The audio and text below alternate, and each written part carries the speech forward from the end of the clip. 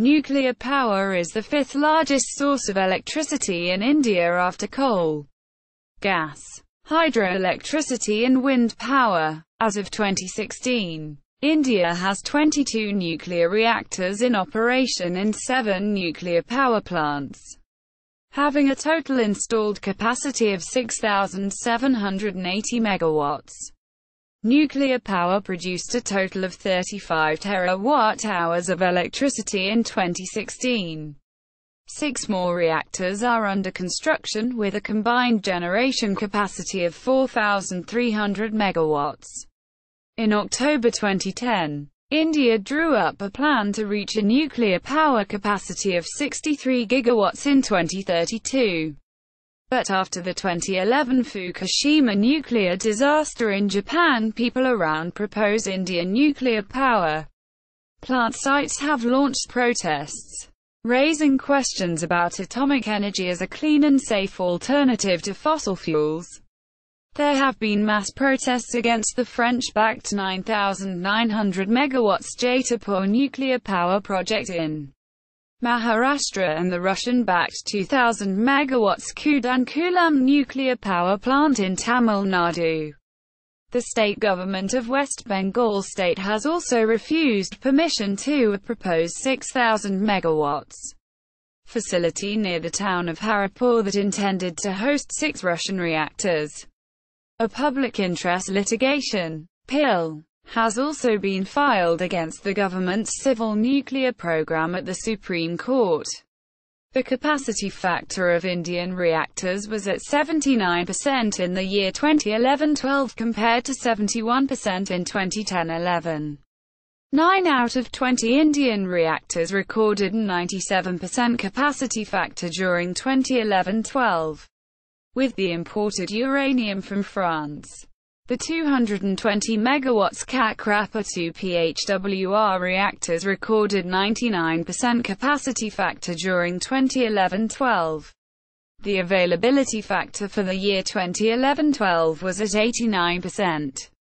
India has been making advances in the field of thorium-based fuels, working to design and develop a prototype for an atomic reactor using thorium and low-enriched uranium, a key part of India's 3-stage nuclear power program. The country has also recently reinitiated its involvement in the LENR research activities, in addition to supporting work done in the fusion power area through the ITER initiative. History. Early nuclear physics research. As early as 1901, the Geological Survey of India (GSI) had recognized India as potentially having significant deposits of radioactive ores, including pitchblende, uranium and thorionite, in the ensuing 50 years. However, little to no effort was made to exploit those resources. During the 1920s and 1930s, Indian scientists maintained close links to their counterparts in Europe and the United States, and were well aware of the latest developments in physics. Several Indian physicists, notably Daular Singh Kothari, Meghnad Saha, Homi J. Bhabha and R.S. Krishnan, conducted pioneering research in nuclear physics in Europe during the 1930s. By 1939, Meghnad Saha, the Pallat Professor of Physics at the University of Calcutta, had recognized the significance of the discovery of nuclear fission, and had begun to conduct various experiments in his laboratory related to nuclear physics. In 1940, he incorporated nuclear physics into the university's postgraduate curriculum. In the same year, the Sadorabji Tata Trust sanctioned funds for installing a cyclotron at the University of Calcutta, but various difficulties likely related to the war delayed the project. In 1944, Homi J. Bhabha, a distinguished nuclear physicist who had established a research school at the Indian Institute of Science, Bangalore, wrote a letter to his distant cousin J. R. D. Tata, the chairman of the Tata Group, He requested funds to establish a research institute of fundamental physics, with special reference to cosmic rays and nuclear physics. The Tata Institute of Fundamental Research, TIFR, was inaugurated in Mumbai the following year. Establishment of atomic energy in India. Following the atomic bombing of Hiroshima in August 1945, R.S. Krishnan, a nuclear physicist who had studied under Norman Feather and John Cockcroft, and who recognized the massive energy-generating potential of uranium, observed, if the tremendous energy released from atomic explosions is made available to drive machinery, etc., it will bring about an industrial revolution of a far-reaching character. He further noted, however, the difficulties in harnessing nuclear power for peaceful usage. Quote, a great deal more research work is needed before atomic power can be put to industrial use. Quote, in March 1946, the Board of Scientific and Industrial Research, BSIR, under the Council of Scientific and Industrial Research, CSIR, set up an atomic research committee under Baba's leadership to explore India's atomic energy resources and to suggest ways to develop and harness them, along with establishing contacts with similar organizations in other nations. At the same time, the University of Travancore's Research Council met to discuss Travancore's future industrial development. Among other matters, the council made recommendations for developing the state's resources of monazite, a valuable thorium ore, and ilmenite, with regard to their applications in atomic energy. The council suggested the project could be undertaken by an all-India program. This was followed by the deputation of Baba and Soshanti Swarup Bhatnagar, the director of the CSIR, to Travancore in April 1947 and the establishment of a working relationship with the kingdoms. Dewan, Sir C. P. Ramaswamy Iyer. Early in 1947, plans were made to establish a uranium unit under the Geological Survey of India, to focus on identifying and developing resources of uranium-bearing minerals. In June 1947, 2 months before Indian independence, Chakravarti Rajagopalachari, then Minister for Industry, Supply, Education and Finance in the interim government of India, established an advisory board for research in atomic energy, chaired by Baba and placed under the CSIR. The advisory board included Sahar Bhatnagar and several other distinguished scientists, notably Sir K. S. Krishnan, the co-discoverer of the Raman effect, geologist Darashauр Nosher and Wadia and Nazir Ahmed, a student of Ernest Rutherford. A joint committee comprising the above scientists and 3 representatives of the Travancore government was set up to determine how best to utilize Travancore's resources of monazite.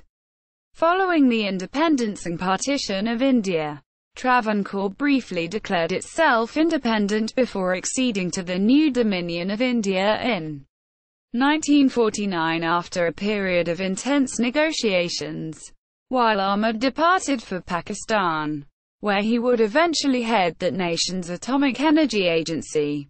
On 23 March 1948, Prime Minister Jawaharlal Nehru introduced the Atomic Energy Bill in the Indian Parliament, and it was subsequently passed as the Indian Atomic Energy Act, modelled on the British Atomic Energy Act 1946. The Act granted sweeping powers to the central government over nuclear science and research, including surveying for atomic minerals, the development of such mineral resources on an industrial scale, conducting research regarding the scientific and technical problems connected with developing atomic energy for peaceful purposes, the training and education of the necessary personnel and the fostering of fundamental research in the nuclear sciences in Indian laboratories, institutes and universities. Around the same time, the government of West Bengal sanctioned the construction of a nuclear physics institute under the University of Calcutta. The cornerstone was laid in May 1948, and the institute was inaugurated on the 11th of January 1950 by Irene Joliot-Curie, with effect from the 1st of June 1948. The Advisory Board for Research in Atomic Energy, together with its parent organization, the CSIR, was folded into the new Department of Scientific Research and placed directly under the Prime Minister. On 3 August 1948, the Atomic Energy Commission of India, AEC, was established and made separate from the Department of Scientific Research, with Bhabha as its first chairman. In January 1949, the AEC met to formulate a uniform under- and postgraduate university syllabus for theoretical and fundamental physics and chemistry, to guarantee sufficient numbers of nuclear scientists and to ensure they would receive consistent levels of training and education. In the same year, the Tata Institute of Fundamental Research was designated by the CSIR as the hub for all major nuclear science research projects. In 1950, the government announced it would purchase all available stocks of uranium and beryllium minerals and ores, and declared large rewards for any significant discoveries of the same. On 3 January 1954, the Atomic Energy Establishment, Trombay, AET, was established by the Atomic Energy Commission to consolidate all nuclear reactor research and technology-related developments. On 3 August, the Atomic Energy Commission and all its subordinate agencies, including the Tata Institute of Fundamental Research and the Nuclear Research Institute at Calcutta University, were transferred to the new Department of Atomic Energy and placed under the direct charge of the Prime Minister's office. The first reactors. At a meeting of the Atomic Energy Commission on 15 March 1955, the decision was made to construct a small nuclear reactor at Trombay. The reactor would be used for training personnel for the operation of future reactors and for research, including experiments in nuclear physics, studying the effects of irradiation and the production of isotopes for medical, agricultural and industrial research. In October 1955, an agreement was signed by the United Kingdom Atomic Energy Authority and the Indian Department of Atomic Energy, under which Britain would supply uranium fuel elements for a pool-type reactor to be designed by India. The agreement further ensured the close cooperation and mutual assistance between the department and the authority in the promotion and development of the peaceful uses of atomic energy, and provided for future design and collaboration in the construction of a high-flux reactor at a later date. Named Upsara, the reactor was housed in a 100 by 50 by 70 concrete building. India's and Asia's first nuclear reactor. Upsara reached criticality at 3:45 p.m. on 4 August 1956 and was inaugurated by Prime Minister Nehru on 20 January 1957. In April 1955, the Canadian government under Prime Minister Louis Street Laurent offered to assist in building an NRX-type reactor for India under the Colombo Plan, of which both India and Canada were then members. Prime Minister Street Laurent expressed hopes the reactor would serve India well in the development of peaceful atomic research and development. On behalf of the Indian government, Nehru formally accepted the offer that September, stating the reactor would be made available to any accredited foreign scientists, including those from other Colombo Plan member states. On 28 April 1956, Nehru and the Canadian High Commissioner to India Escott Reed signed an agreement for a Canada-India Colombo Plan Atomic Reactor Project.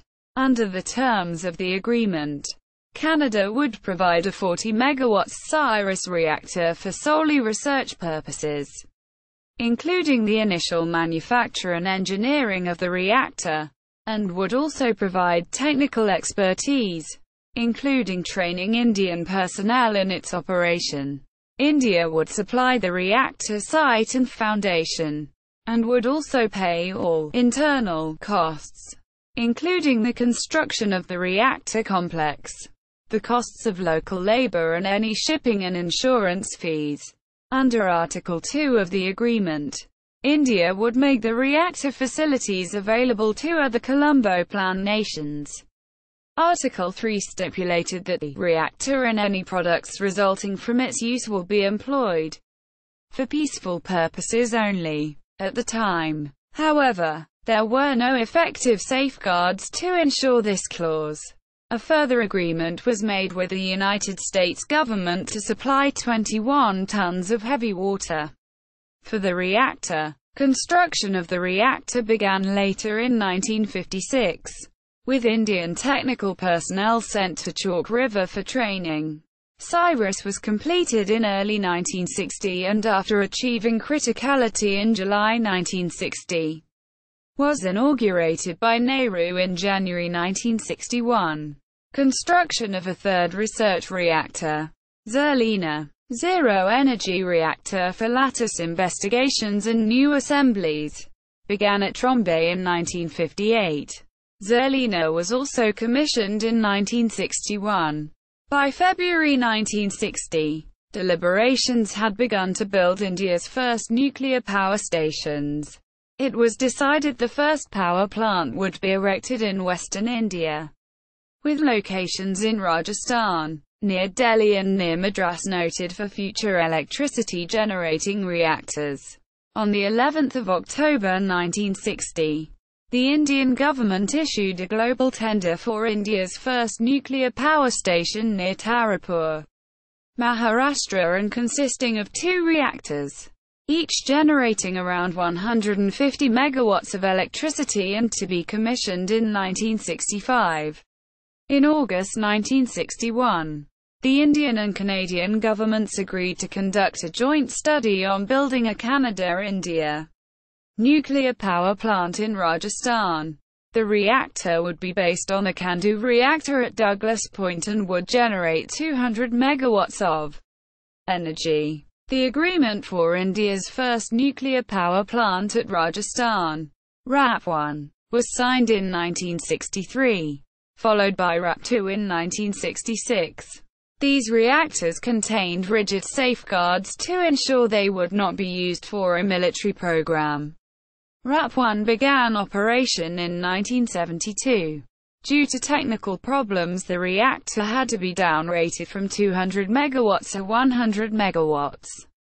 The technical and design information were given free of charge by Atomic Energy of Canada Limited to India. The United States and Canada terminated their assistance after the detonation of India's first nuclear explosion in 1974.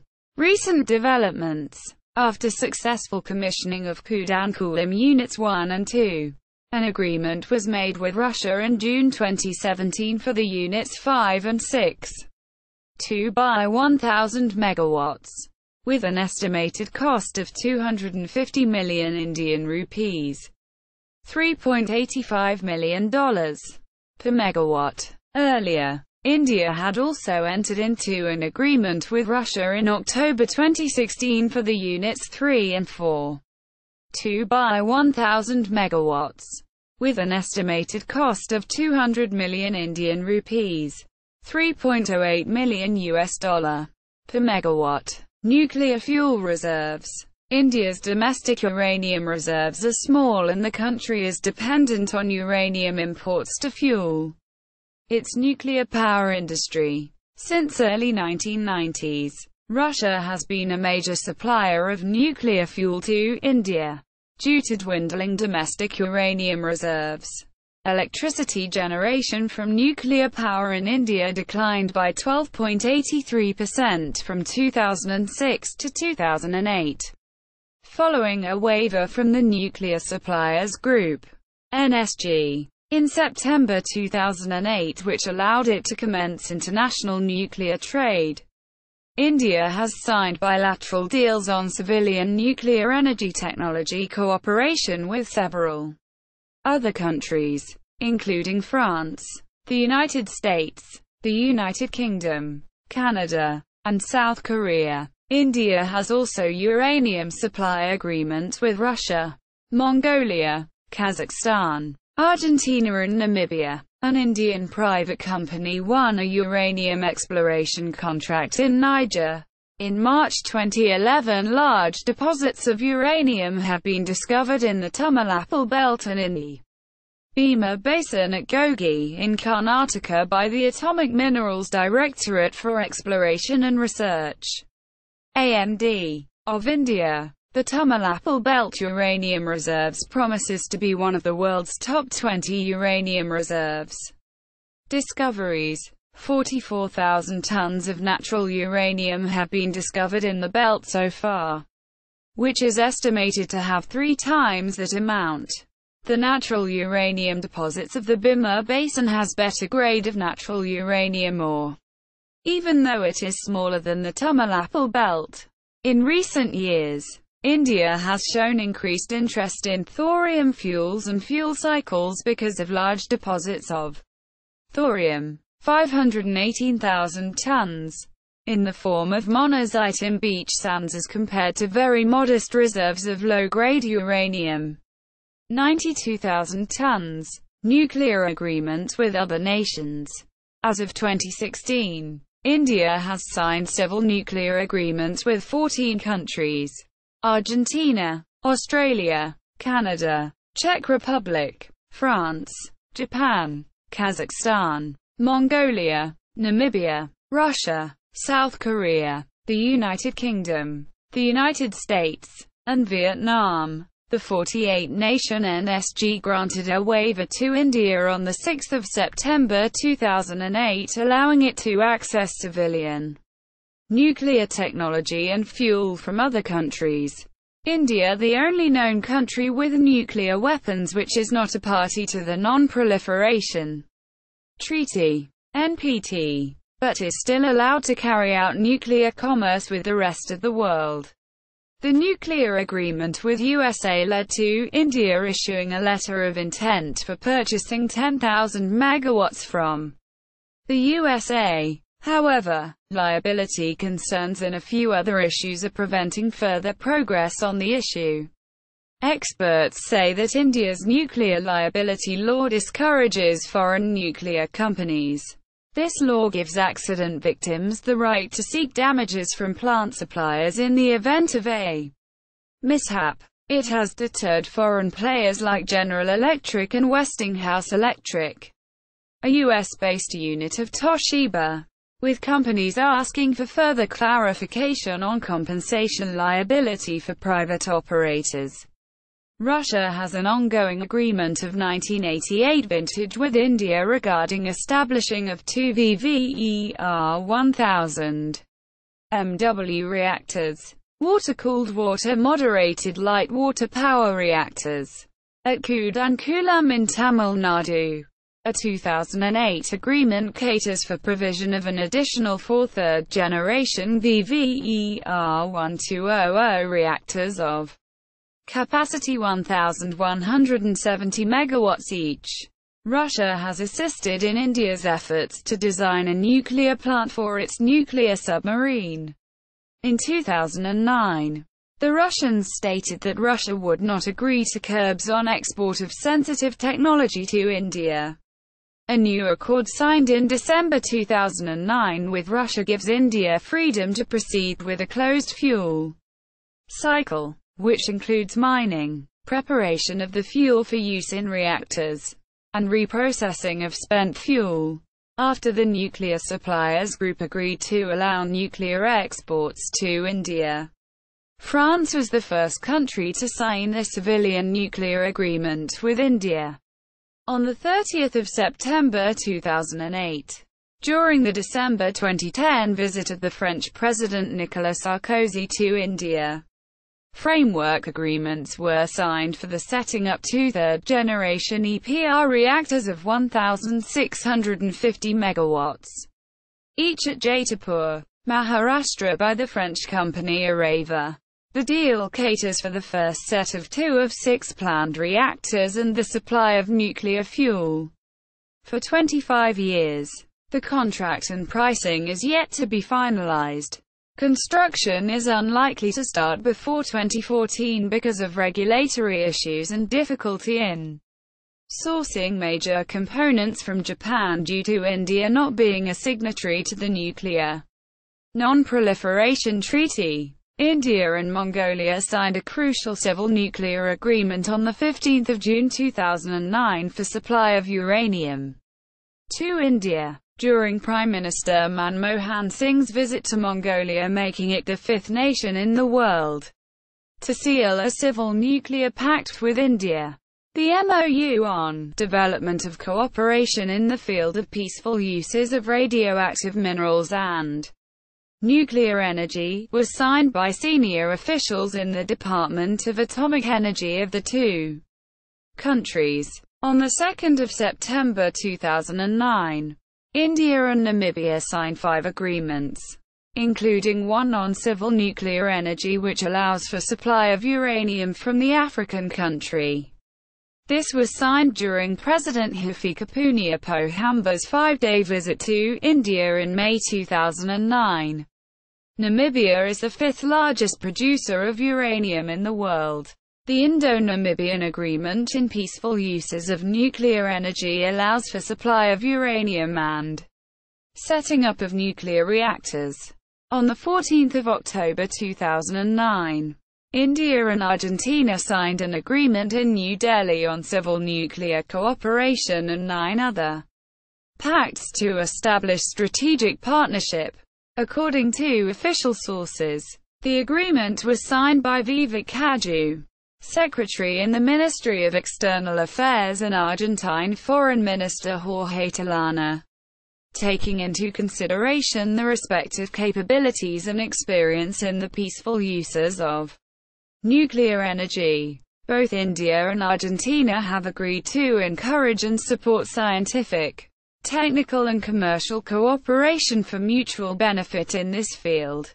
The Prime Ministers of India and Canada signed a civil nuclear cooperation agreement in Toronto on 28 June 2010 which, when all steps are taken, will provide access for Canada's nuclear industry to India's expanding nuclear market, and also fuel for India's reactors. Canada is one of the world's largest exporters of uranium, and Canada's heavy water nuclear technology is marketed abroad, with CANDU-type units operating in India, Pakistan, Argentina, South Korea, Romania and China. On 6 November 2012, India and Canada finalized their 2010 nuclear export agreement, opening the way for Canada to begin uranium exports to India.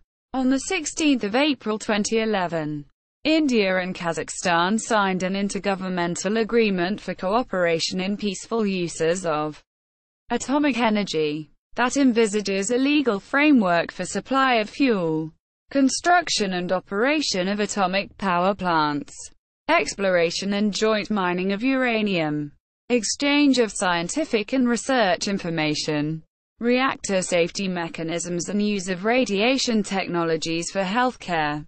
PM Manmohan Singh visited Astana where a deal was signed. After the talks, the Kazakh President Nazarbayev announced that his country would supply India with 2,100 tons of uranium and was ready to do more.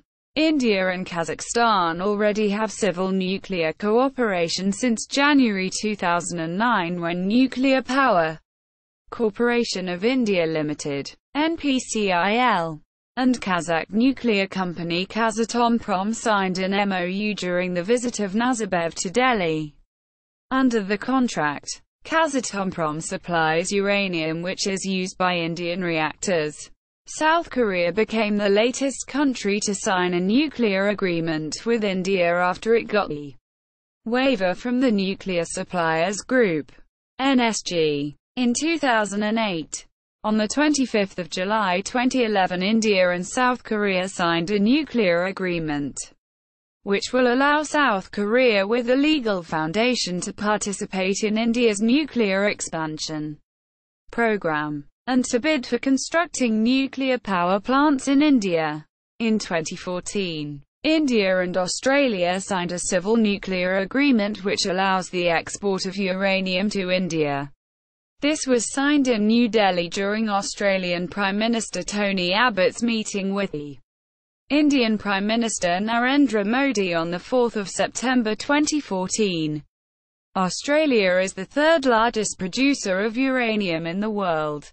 The agreement allows supply of uranium for peaceful generation of power for civil use in India. India's Prime Minister Narendra Modi and UK Prime Minister David Cameron signed civil nuclear agreement on 12 November 2015. In November 2016, Japan signed a nuclear cooperation agreement with India. Japanese nuclear plant builders saw this as potential lifeline given that domestic orders had ended following the Fukushima Daiichi nuclear disaster, and India is proposing to build about 20 new reactors over the next decade. Nuclear power plans. As of 2009, India envisages to increase the contribution of nuclear power to overall electricity generation capacity from 2.8% to 9% within 25 years. By 2020, India's installed nuclear power generation capacity is expected to increase to 20 gigawatts. As of 2009, India stands ninth in the world in terms of number of operational nuclear power reactors. Indigenous atomic reactors include TAPS 3 and -4. Both of which are 540 megawatts reactors. The Indian nuclear power industry is expected to undergo a significant expansion in the coming years, in part due to the passing of the U.S. India Civil Nuclear Agreement. This agreement will allow India to carry out trade of nuclear fuel and technologies with other countries and significantly enhance its power generation capacity. When the agreement goes through, India is expected to generate an additional 25 gigawatts of nuclear power by 2020, bringing total estimated nuclear power generation to 45 gigawatts. Risks related to nuclear power generation prompted Indian legislators to enact the 2010 Nuclear Liability Act, which stipulates that nuclear suppliers, contractors and operators must bear financial responsibility in case of an accident. The legislation addresses key issues such as nuclear radiation and safety regulations, operational control and maintenance management of nuclear power plants, compensation in the event of a radiation leak accident, disaster cleanup costs, operator responsibility and supplier liability. A nuclear accident like the 2011 Fukushima Daiichi nuclear disaster would have dire economic consequences in heavily populated India, as did the 1984 Union Carbide Bhopal disaster. Considered among the world's worst industrial disasters, India has already been using imported enriched uranium for light water reactors that are currently under IAEA safeguards. But it has developed other aspects of the nuclear fuel cycle to support its reactors. Development of select technologies has been strongly affected by limited imports. Use of heavy water reactors has been particularly attractive for the nation because it allows uranium to be burnt with little to no enrichment capabilities. India has also done a great amount of work in the development of a thorium-centered fuel cycle. While uranium deposits in the nation are limited, there are much greater reserves of thorium and it could provide hundreds of times the energy with the same mass of fuel. The fact that thorium can theoretically be utilized in heavy water reactors has tied the development of the two. A prototype reactor that would burn uranium-plutonium fuel while irradiating a thorium blanket is under construction at Kalpakkam by Bhavini. Uranium used for the weapons program has been separated from the power program, using uranium from indigenous reserves. This domestic reserve of 80,000 to 112,000 tons of uranium, approximately 1% of global uranium reserves, is large enough to supply all of India's commercial and military reactors as well as supply all the needs of India's nuclear weapons arsenal. Currently, India's nuclear power reactors consume, at most, 478 tons of uranium per year. Even if India were quadruple its nuclear power output and reactor base to 20 gigawatts by 2020, nuclear power generation would only consume 2,000 tons of uranium per annum. Based on India's known commercially viable reserves of 80,000 to 112,000 tons of uranium, this represents a 40 to 50 years uranium supply for India's nuclear power reactors. Note: with reprocessing and breeder reactor technology, this supply could be stretched out many times over.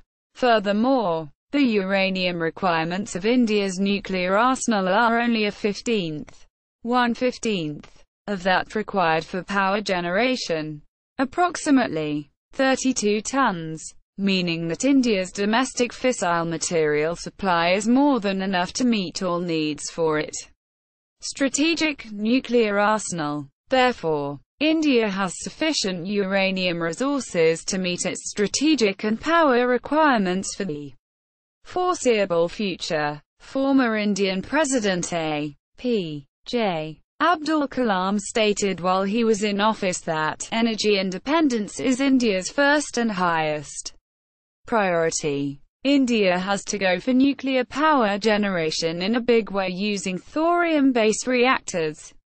Thorium, a non-fissile material, is available in abundance in our country. India has vast thorium reserves and quite limited uranium reserves. The long-term goal of India's nuclear program has been to develop an advanced heavy water thorium cycle. The first stage of this employs the pressurized heavy water reactors, PHWR, fueled by natural uranium, and light water reactors, which produce plutonium incidentally to their prime purpose of electricity generation. The second stage uses fast neutron reactors burning the plutonium with the blanket around the core, having uranium as well as thorium, so that further plutonium, ideally high fissile Pu, is produced as well as U-233. The Atomic and Molecular Data Unit, AMD, has identified almost 12 million tons of monazite resources, typically with 6 to 7% thorium.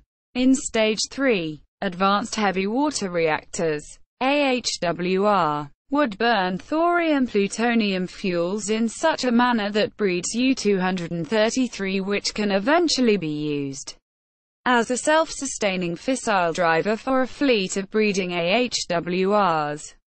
An alternative Stage 3 is molten salt breeder reactors, MSBR, which are believed to be another possible option for eventual large-scale deployment. In June 2014, Kudankulam-1 became the single largest power-generating unit in India. 1,000 MWE. Nuclear power plants. Currently, 22 nuclear power reactors have a total installed capacity of 6,780 megawatts. 3.5% of total installed base. Note: some sites may be abandoned if not found technically feasible due to strategic, geopolitical, international and domestic issues. The details of the nuclear power generation capacity in the country are given below. Anti-nuclear protests. Following the March 2011 Fukushima nuclear disaster in Japan, populations around proposed Indian NPP sites have launched protests that had found residents around the country. There have been mass protests against the French-backed 9,900 MW Jaitapur nuclear power project in Maharashtra and the Russian-backed 2,000 MW Kudankulam nuclear power plant in Tamil Nadu. The government of West Bengal initially refused permission to a proposed 6,000 MW facility near the town of Haripur that intended to host 6 Russian reactors. But now it's possible for Bengal to have its first nuclear power plant at Haripur despite resistance. A public interest litigation (PIL) has also been filed against the government's civil nuclear program at the Supreme Court. The PIL specifically asks for the staying of all proposed nuclear power plants till satisfactory safety measures and cost-benefit analyses are completed by independent agencies. But the Supreme Court said it was not an expert in the nuclear field to issue a direction to the government on the nuclear liability issue. See also: Economics of new nuclear power plants, Energy policy of India, Electricity sector in India, India's 3-stage nuclear power program.